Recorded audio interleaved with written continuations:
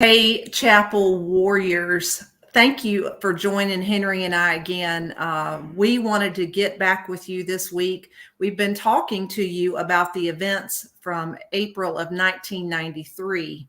So, those 30 years ago that changed Gwinnett County and, of course, the Chapel family forever. We talked about the heinous murder of Imogene Thompson. We've talked about the investigation that took place, the interrogation of Mike, and then, of course, the arrest that was 6 days prior to this. But Henry, tell us what was taking place during this time. Well, so today really was a very ominous day in the investigation of Imogene Thompson and leading up to Michael Chappell's conviction. You have to go back to the day the investigation began, and GCPD quietly identified Michael Chappell as its suspect. Meanwhile, the district attorney was focusing on what we call the Sugar Hill Gang, Dennis Shelton, Michael Thompson. And 2 days prior to Mike's arrest, those investigations kind of converged, and the investigation into the Sugar Hill Gang went away, and they focused both efforts 100% on Chappell. And sometime between the 21st, when Danny Porter was briefed for the first time, and then that meeting that took place just prior to Mike's arrest on the 23rd, wherein Jack Burnett made himself a reminder note that they needed to manufacture witnesses against Michael Chappell, Danny Porter decided to go all in and agreed to the arraignment of Michael Chappell. And so they did arrest him on the 23rd and held a press conference on the 24th. Danny Porter and Chief Wayne Bolden described Michael Chappell essentially as Attila the Hun and said, he was the bad guy. He did this thing. And, what's interesting is that right around that time, there was still a lot of lingering questions about Michael Thompson that hadn't been answered, but GCPD couldn't find him. He had kind of gone, gone dark or gone on the lam, if you will. And literally they were, reaching out to all of his family members, the person that had agreed to represent him as an attorney, and trying to facilitate a meeting. At this point, you have to think that they're trying to facilitate that meeting in order for him to be a witness against Michael Chappell. Of course, he doesn't know that. He thinks he's the suspect. So he's kind of disappeared. Well, they also began to talk to that attorney about doing a lie detector test with Michael Thompson. And there's a couple of days in Jack Burnett's notes where he says, talk to this attorney, arrange this lie detector test. And it seems that they had at least scheduled such a test, but then it disappears from the record. And we don't know if they decided not to have him take a lie detector test, or if they had him take a lie detector test and we don't know the results. But in any event, that kind of transpired in the early days of the investigation. And also they were working with Carl Cowder, who had made the dubious identification of Michael Chappell, who he said was the same officer that he passed at the Gwynco Muffler Shop, who he described as 6 foot medium build. He then says the guy, caught up to him immediately and passed him, and he was able to look at him for 45 seconds and determined that was Michael Chappell. Again, 6 foot medium build is now magically Michael Chappell. But really, so leading up to today, the thing too with that, if I recall, it was a rainy, very stormy night. So I can just imagine the visibility would not have been very good. So common sense would say, how could you, number one, he's got the size wrong, but number two, how could you, and we'll get to a little bit of that. Well, that's an interesting point because, one, making the identification that they made of the person standing next to the police car is one thing, because This is a police officer in a reflective yellow rain slicker on that says police on the back of it, in reflective material. And so you can see that they could see that figure, right? Because they didn't describe any facial features. They just said he was 6 foot medium build. But you can also see how that description eliminates Michael Chappell. Mm-hmm. But your question really is interesting when you talk about the vehicle that passed, because it is a dark road at that time that was not very well lit. It is a dark, storming night, and you would think there was low visibility. But the district attorney explained that by saying, well, they could see because of Mike's police computer inside the car. And, it was illuminating the car, which is interesting because they also asked Carl Cowder to identify a particular object that was on Michael Chappell's dashboard. He had that little Terminator figurine mounted right there on his dashboard, kind of like a bobblehead doll, right? It was a bobblehead, or it wasn't a bobblehead, but it was similar to that, similar in size. But it would have been right above the lit computer. So if he was able to see enough light from that computer to identify Michael Chappell, he certainly would have been able to identify that figurine, which is how all the drug dealers in Beaufort identified Mike when he was pulling up to a scene, because they would see the Terminator doll and say, oh my God, Michael Chappell's here, we're in trouble. See ya. Well, he was asked 3 times, was there anything on the dashboard? No. Did you see anything, any kind of equipment, anything attached to the dashboard? No, nothing. No, sir. 3 times he was asked, 3 times he said there was nothing on the dashboard. So in addition to the fact that the car they described as being the older boxy style with the big yellow banana stripe on it, which is very distinctive and very much different from Michael Chappell's car, it also didn't have the Terminator doll. So guess what? It wasn't Michael Chappell's car. Yeah. So this is what Danny Porter is dealing with on April 29th, 1993, because he is scheduled to have the preliminary hearing where he has to arraign Michael Chappell for this murder the next day on the 30th. And he has 0 physical evidence. So he's got a problem. Now, this is the day they had a meeting about certain things. I believe this is also the day that the note shows up in Jack Burnett's handwritten notes that he needed to contact Danny Porter because Danny Porter had information provided by the sheriff's office that someone else was seen at the muffler shop. Now, I don't know if that's Tukey's information and how they came into Tukey's information, but if it's not Tukey, there were multiple people that saw someone else. And of course, we also have Mr. K's testimony in the habeas that he saw J.P. Morgan leaving the scene of the crime. So there's multiple people seen at the crime scene. Danny Porter's got this problem on his hands. There is a misidentification of Michael Chappell, clear as day. He's got this problem on his hands, and he has no physical evidence. So at some point on this day, Sergeant Steve Klein told the ID team to go back and re-examine the front seat area of Michael Chappell's patrol car. And lo and behold, they magically found 40 nanograms of Imogene Thompson's blood. Now explain to people what size that would be. So a nanogram is like, I think it's like a 1600th of a grain of sugar or something like that. So 40 nanograms still isn't a grain of sugar. So it's no blood, basically. It's nothing. It's Danny Porter, admitted that it was invisible to the human eye, that there wasn't, he essentially said there wasn't enough to retest. There wasn't enough for a defense test, but he had an expert claim at trial that there was enough for them to make a positive identification on Imogene Thompson.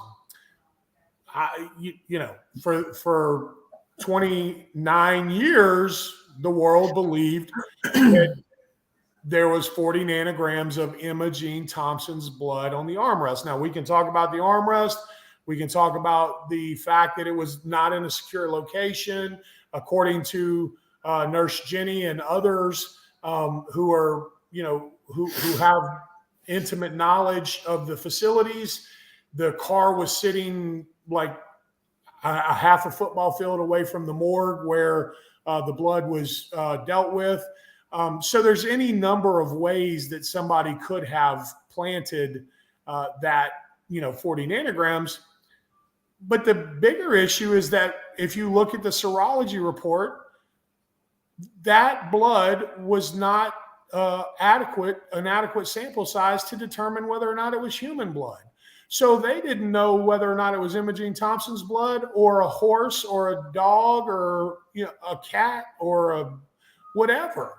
They had no idea the species identity of the blood, so they certainly couldn't positively identify it to Imogene Thompson.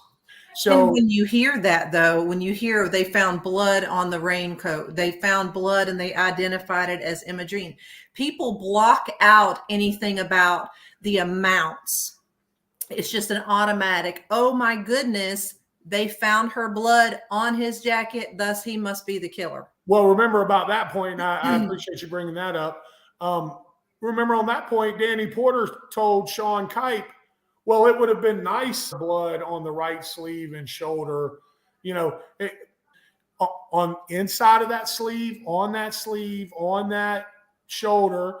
And quite frankly, they don't know if the 3 or 4 blood drops that were on the belly of that 8.5-year veteran police officer raincoat was Imogene Thompson's or yours or mine. Right. Because they didn't DNA test it. So at this point on the 29th, what they're presenting to the judge all sounds very ominous. They say, hey, we got a raincoat covered in her blood.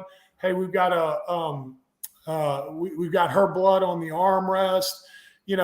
All of this stuff became very ominous today. But we also had another piece that we've discussed about the photo ID or the ID of Mike, that he was the one in a lineup.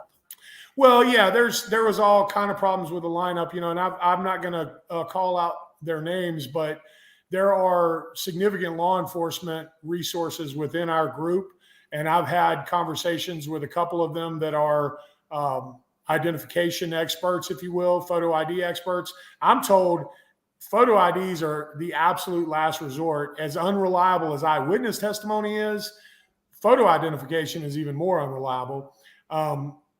However, it is a method that is used and was used probably more frequently back then. But there's instances where, the lineup was proven to be doctored and changed. Mm-hmm. There were no other Northside officers. The other officers that resembled Michael Chappell were not present in that lineup. The other officer who was, has been identified by multiple persons as being at the scene of the crime wasn't in that photo lineup. So yeah, there was a lot of, dubiousness about that photo lineup.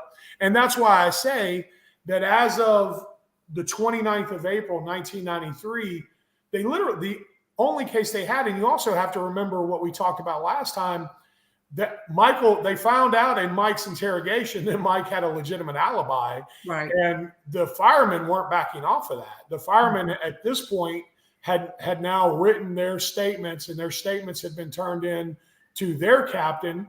That was at least known to GCPD. They had refused to interview those firemen at this point because they wanted to completely ignore the firemen, because if Michael Chappell was at the firehouse, their case is gone. Right. The case against him is done. And so they're dealing with that today. And then, hey, we've got no physical evidence. We go find 40 nanograms dubiously of her blood, supposedly in Mike's patrol car. But something else very interesting happened on the 29th of April, and I really wanted everybody to understand this. We talked about the Russian many times, and many of you from Gwinnett County back in the day will remember that one of the things that really turned a lot of people against Michael Chappell is that the police department came out and said, hey, he was involved in this armored car robbery. He probably killed the Russian. He was involved in another murder. He robbed the Longhorns, so on and so forth. And we've broken down all of the non-evidence about all of that because they had no evidence whatsoever tying him to Longhorns. They had no evidence whatsoever tying him to the armored car.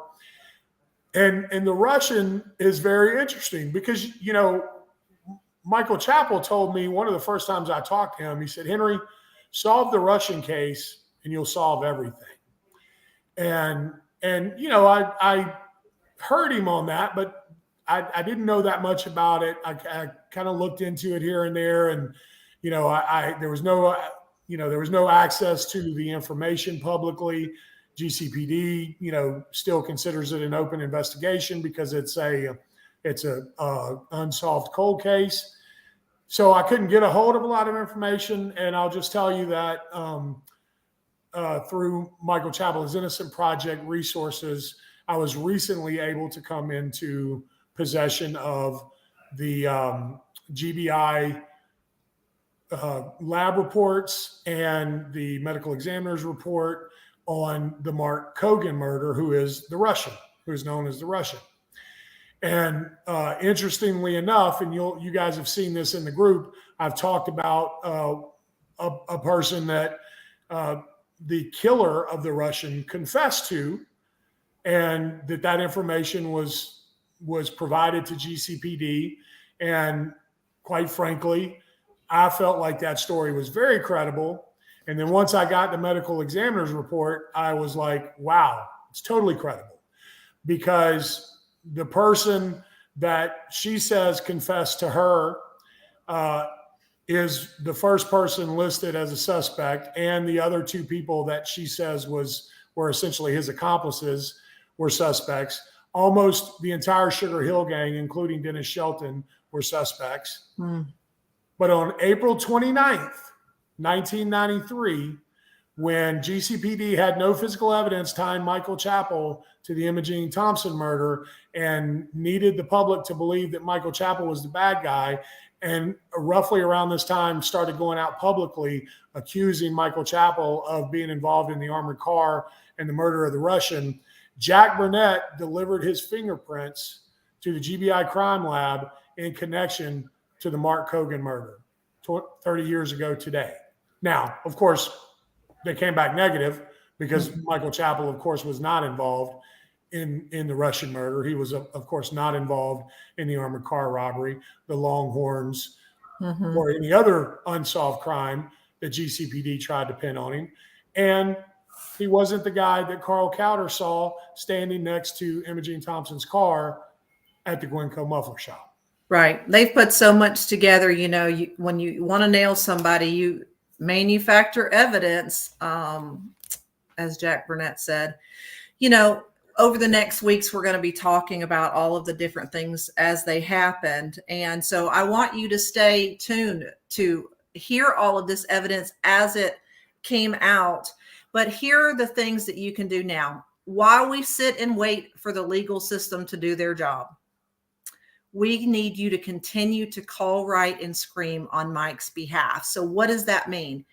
You are going to call, you are going to write or email, you are going to shout from the rooftops to anyone that will listen, politely, of course, to get the word out there to anybody that might be able to make a positive impact. They may not be able to help turn that key to get Mike out of prison, but they can potentially be the ones to encourage or oppress.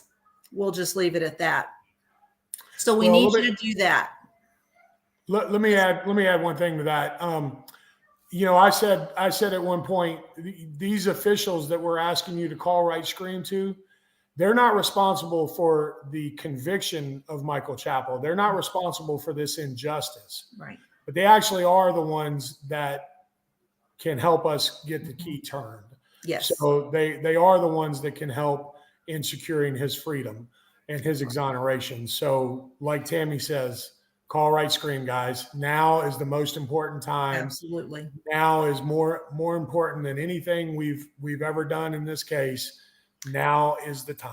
And in order to continue to fight for Mike, like we've been saying, we need your help with donations. Those donations are going straight to the Fight organization, which pays for Mike's legal fees.